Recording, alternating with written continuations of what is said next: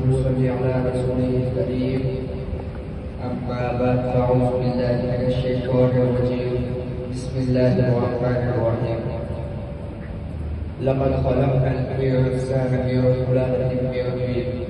محترم جناب استاذ محترم اور میرے عزیز دوستو، السلام علیکم ورحمۃ اللہ وبرکاتہ۔ آج میری تقریر کا موضوع نبی اکرم صلی اللہ علیہ وسلم کی سیرت طیبہ ہے۔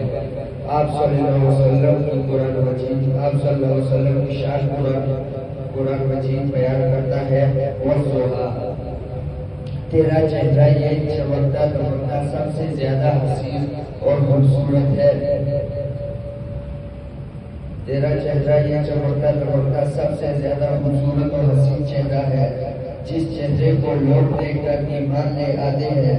حضرت سیدنا جابر رضی اللہ تعالیٰ عنہ بیان فرماتے ہیں، کہتے ہیں ایک دفعہ کا ذکر ہے، چوٹھی کا چاند اپنی آب و تاب سے چمک رہا تھا۔ میں اپنے گھر سے نکلا، کوہ مصطفیٰ میں پہنچا۔ میں نے دیکھا حضور صلی اللہ علیہ وسلم ایک حویلی کے اندر تشریف فرما ہے۔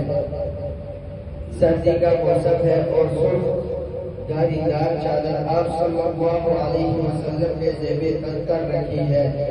میں آپ صلی اللہ علیہ وسلم کے سامنے ایسے بیٹھا کہ چوٹھی کا چاند میرے سامنے تھا۔